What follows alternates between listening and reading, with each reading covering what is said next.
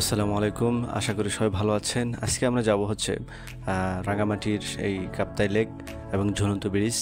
তো তার আগে আমরা বান্দরবনের ভিতর দিয়ে যাচ্ছি। বান্দরবনের চারপাশে রাস্তার যে পাশে বড় বড় পাহাড়গুলো রয়েছে সেগুলোর অসাধারণ ভিউ দেখতে দেখতে আমরা আমাদের রাঙামাটির উদ্দেশ্যে যাচ্ছি। তো আপনারা বাংলাদেশে এমন অনেকে আছে যে রাঙামাটি এসেছেন এবং বান্দরবনেও এসেছেন, তারা অবশ্যই জানেন এর সৌন্দর্য, এর অপার সৌন্দর্যের কথা সবাই জানেন। আমরা জানেন যে বান্দরবনে অনেক উপজাতি বসবাস করে, প্রায় 11টা উপজাতি বসবাস করে। আমরা রাস্তা দিয়ে যাওয়ার সময় দেখলাম যে পাহাড়ের ঢালে অনেক সুন্দর সুন্দর যে ঝুম চাষগুলো তারা করছে, অনেক কষ্ট করছে তারা।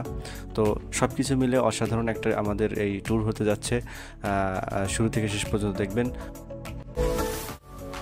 আমরা যখন বান্দরবন থেকে রাঙামাটি যাই, এর মাঝখানে একটা নদী পড়ে। সেই নদীতে এখানে ফেরির মাধ্যমে আমাদের বাসটা ওই পারে চলে যায় এবং সেখান থেকে আমরা আবার রাঙামাটির উদ্দেশ্যে রওনা করি। এটাই হচ্ছে আমাদের সেই কাঙ্ক্ষিত কাপ্তাই লেক। অবশেষে আমরা এসে পৌঁছালাম, তবে আমাদের পৌঁছানো অনেক লেট হয়ে গেছে যদিও। তারপরেও আমরা আজকে সারাদিন যতটুকু সময় আছে আমরা এখানে ঘুরবো। এর আশপাশের যে উপজাতিগুলো রয়েছে তাদের ভাষা, তাদের সংস্কৃতি, তাদের পোশাক পরিচ্ছদ, তাদের জীবনধারা আমরা প্রত্যক্ষ করব। পাহাড়ের দুই পাশের যে সিনারিগুলো দেখতে পাচ্ছেন, এটা অসাধারণ। মানে কি বলবো এটা বোঝাতে পারবো না, কারণ আপনারা নিজেরা দেখতে পাচ্ছেন যে আশপাশে যে ইয়াগুলো মনে হচ্ছে কোনো এক রূপকথার গল্প। অসাধারণ সিনারি এবং সবাই উপভোগ করছে। আপনারা উপভোগ করতে থাকুন।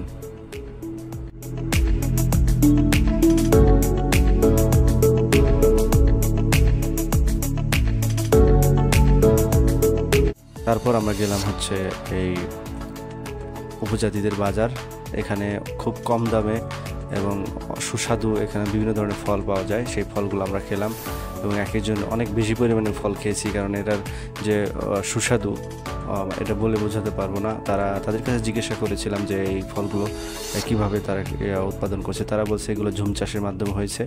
তো ঝুম চাষের ফল আমরা খেলাম এবং আমার আশপাশে আরও অনেক বন্ধুবান্ধব ছিল।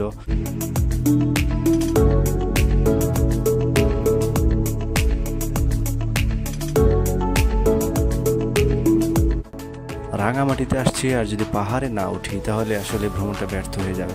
তাই আমরা সবাই মিলে, বন্ধুবান্ধব যারা ছিল সবাই মিলে পাহাড় উঠলাম।